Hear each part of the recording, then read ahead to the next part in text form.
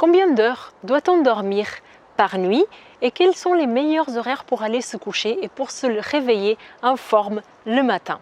C'est les questions auxquelles je vais essayer de vous répondre aujourd'hui.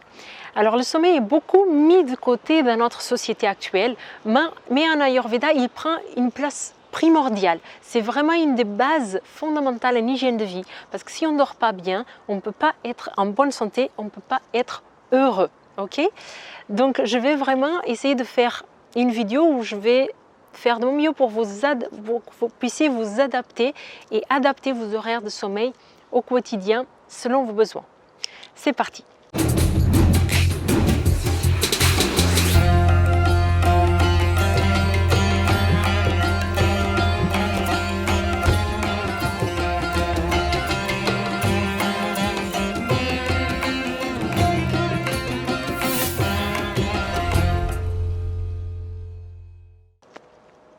Alors, en Ayurveda, on va étudier les horaires de tout, de sommeil, les horaires d'activité, les horaires de travail, les horaires de digestion, en fonction de l'activité primordiale des doshas.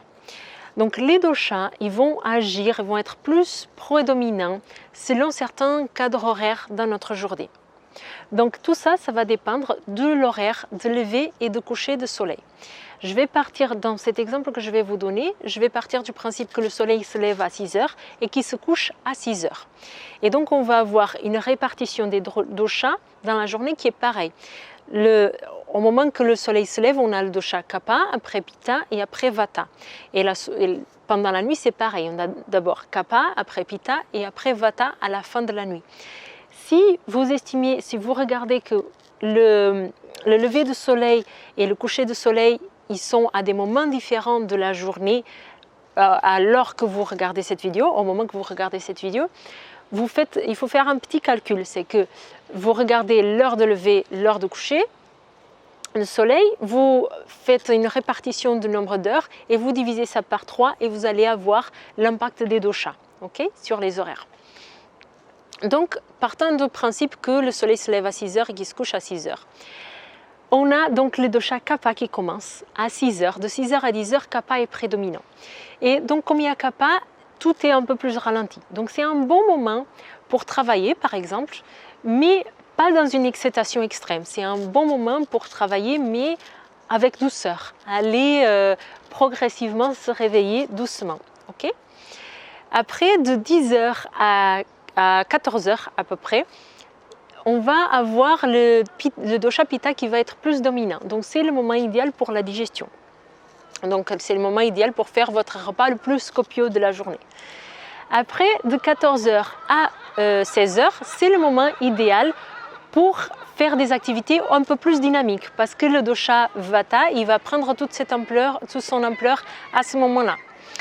Normalement, comme le soleil se couche à 18 heures, de 18 heures à 22 heures, c'est le moment d'aller se coucher.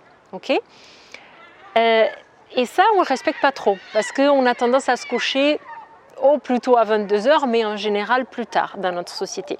Et ça, selon l'Ayurveda, ce n'est pas la meilleure chose parce que après 22 heures, il y a le dosha Pitta qui va rentrer et donc il y a un deuxième moment de métabolisme qui va se mettre en mouvement dans notre corps. Et pour que ce moment de métabolisme se passe bien, il faut qu'on soit dans notre sommeil. Donc normalement, de 22 heures à 2 heures, on doit dormir. Et puis de 2 heures à 6 heures du matin, c'est le moment où on a Vata à nouveau. Et c'est le moment idéal pour se réveiller. Pas se réveiller à 2 heures du matin, mais plutôt vers les 5 heures. En fait, selon l'Ayurveda, on doit se réveiller au Brahma Muhurta. Le Brahma Muhurta, ce n'est pas un horaire spécifique, c'est environ 48 minutes avant le lever de soleil. Donc ça, c'est le moment où on doit se réveiller. Pourquoi? Il y a beaucoup de choses qui nous expliquent ça. Donc pour vous expliquer le pourquoi du Brahma Muhurta, il faudrait que je fasse une vidéo entière sur cette thématique-là.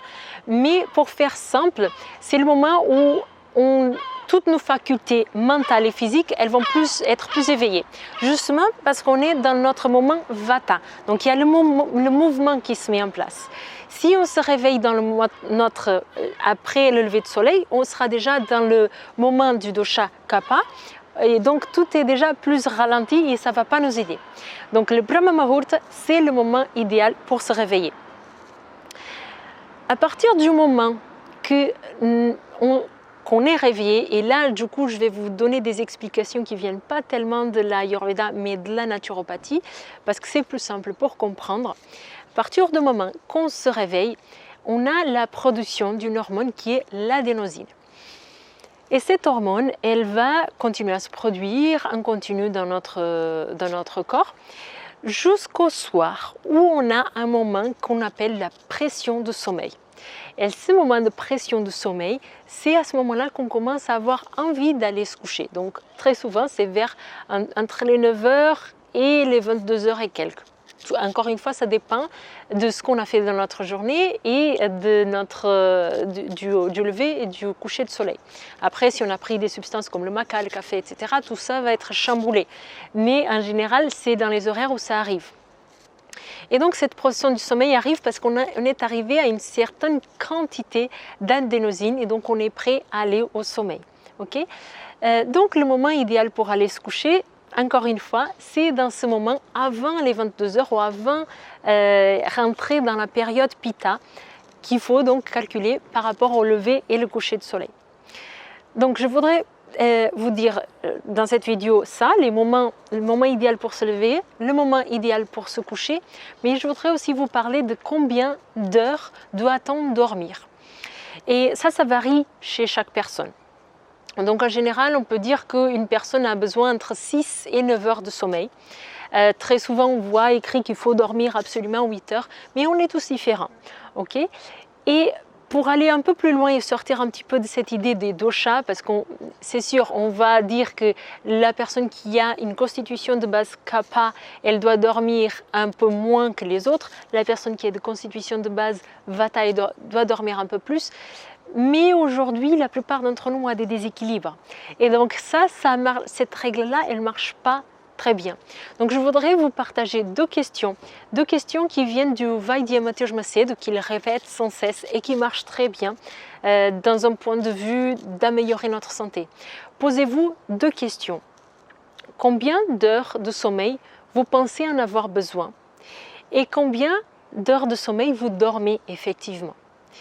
C'est une question de mathématiques. Si vous dormez moins d'heures de sommeil que les heures que vous pensez en avoir besoin, il vous manque du sommeil, donc vous serez fatigué toute la journée.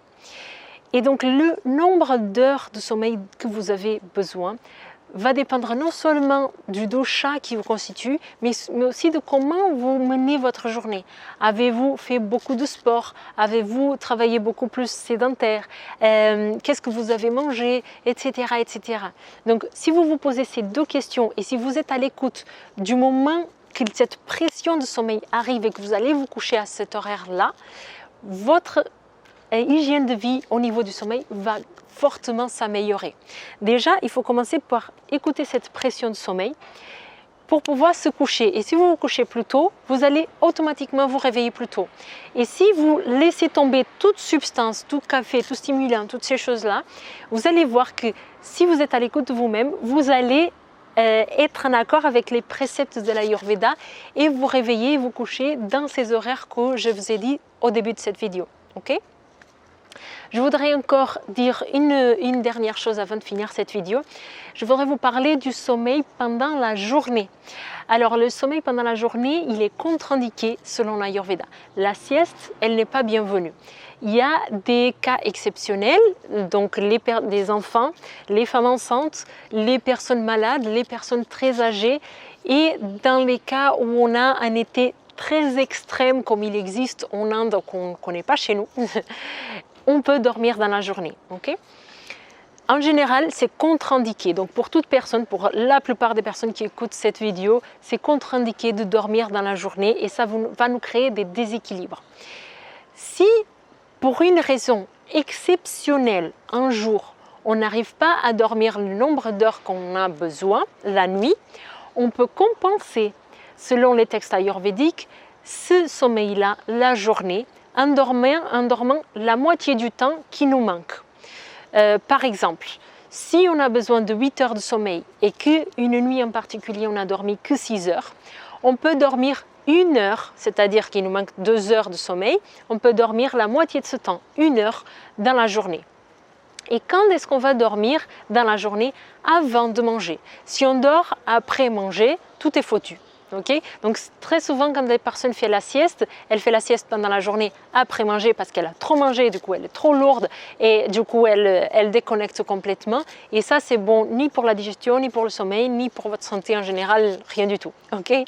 Donc ça marche, ce sommeil pendant la journée avant de manger à la moitié du temps qui vous manque, il marche si c'est exceptionnel, si c'est une fois. Si vous faites ça 2 fois, une fois, un jour sur 2, si vous faites ça 3 fois dans la semaine, ça ne marchera pas. Votre santé, elle ne s'améliorera pas. Okay? Il faut vraiment privilégier le sommeil pendant la nuit. Et comment on fait pour dormir mieux? C'est essayer de dormir dans les horaires indiqués, se réveiller aux horaires indiqués et arrêter toute substance comme le café. J'ai déjà fait une vidéo sur le café où je vous explique un petit peu tout ça et l'impact ça va avoir sur notre sommeil. Donc ça ne vous aide pas dans votre santé. Ok, j'espère que cette vidéo vous a plu. Si vous avez des questions encore sur le sommeil, n'hésitez pas à poster dans les commentaires. Mais je vais encore la semaine prochaine faire une autre vidéo sur le sommeil. Et cette fois-ci, je vais vous donner donc des astuces concrètes pour améliorer votre sommeil, en plus de celles que je vous ai déjà données dans cette vidéo. Je vous souhaite une bonne journée et je vous dis à la prochaine vidéo. Merci.